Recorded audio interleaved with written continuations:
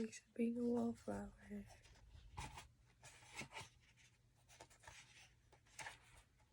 Part 1.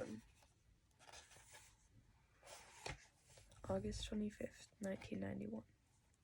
Dear friend, I am writing to you because she said you listen and understand and didn't try to sleep with that person at that party, even though you could have. Please don't try to figure out who she is, because then you might figure out who I am, and I really don't want you to do that. I will call people by different names or generic names because I don't want you to find me.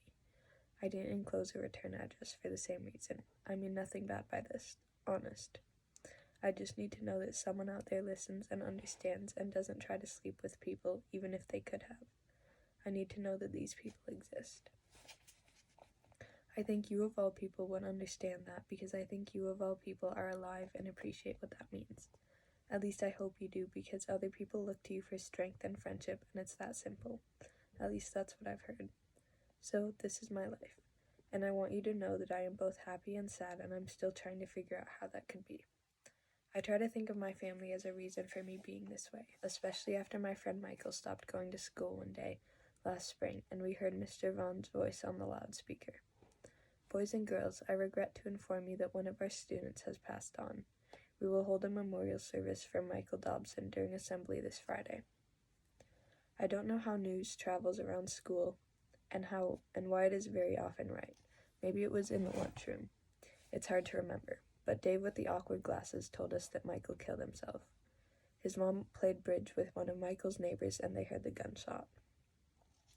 I don't really remember much of what happened after that, except that my older brother came to Mr. Vaughn's office in my middle school and told me to stop crying.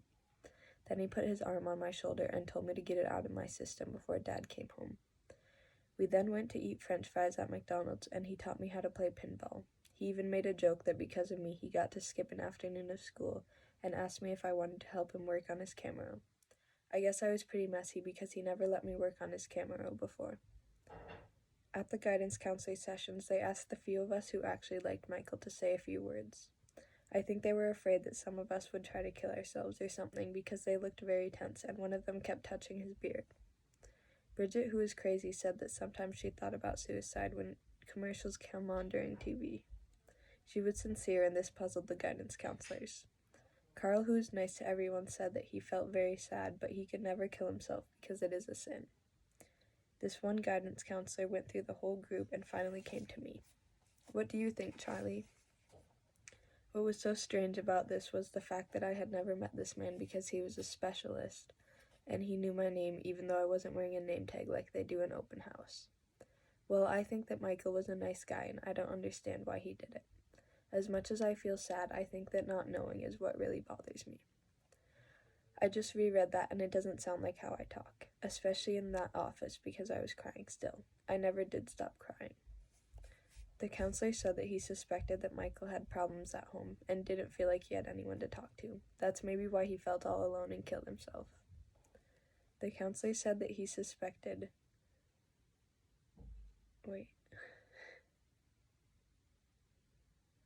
Then I started screaming at the guidance counselor that Michael could have talked to me, and I started crying even harder. He tried to calm me down by saying that he meant like an adult, like a teacher or a guidance counselor, but it didn't work, and eventually my brother came by the middle school in his Camaro to pick me up. For the rest of the school year, the teachers treated me different and gave me better grades even though I didn't get any smarter. To tell you the truth, I think I made them all nervous. Michael's funeral was strange because his father didn't cry, and 3 months later he left Michael's mom, at least according to Dave at lunchtime. I think about it sometimes. I wonder what went on in Michael's house around dinner and TV shows. Michael never left a note, or at least his parents didn't let anyone see it. Maybe it was problems at home. I wish I knew. It might make me miss him more clearly. It might have made sad sense. One thing I do know is that it makes me wonder if I have problems at home, but it seems to me that a lot of other people have it a lot worse. Like when my sister's first boyfriend started going around with another girl and my sister cried for the whole weekend. My dad said there are other people who have it a lot worse, and my mom was quiet, and that was that. A month later, my sister met another boy and started playing Happy Records again, and my dad kept working, and my mom kept sweeping, and my brother kept fixing his camera. That is, until he left for college at the beginning of the summer. He's playing football for Penn State, but he needed the summer to get his grades right to play football. I don't think that there is a favorite kid in our family. There are 3 of us, and I am the youngest. My brother is the oldest. He is a very good football player and likes his car. My sister is very pretty and mean to boys, and she is in the middle. I get straight A's now like my sister, and that is why they leave me alone. My mom cries a lot during TV programs. My dad works a lot and is an honest man. My Aunt Helen used to say that my dad was going to be too proud to have a midlife crisis. It took me until around now to understand what she meant by that, because he just turned 40 and nothing has changed. My Aunt Helen was my favorite person in the whole world. She was my mom's sister. She got straight A's when she was a teenager, and she used to give me books to read. My father said that the books were a little too old for me, but I liked them, so he just shrugged and let me read. My Aunt Helen lived with the family for the last few years of her life because something very bad happened to her. Nobody would tell me what happened then, even though I always wanted to know.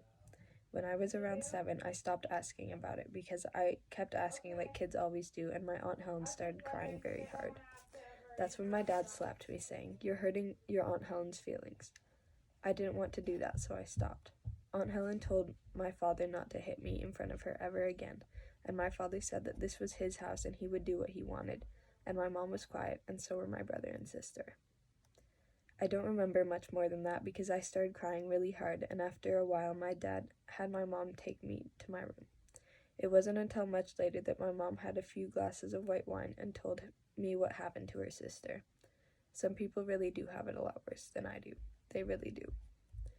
I should probably go to sleep now. It's very late. I don't know why I wrote this down for you to read. The reason I wrote this letter is because I start high school tomorrow and I am really afraid of going. Love always, Charlie.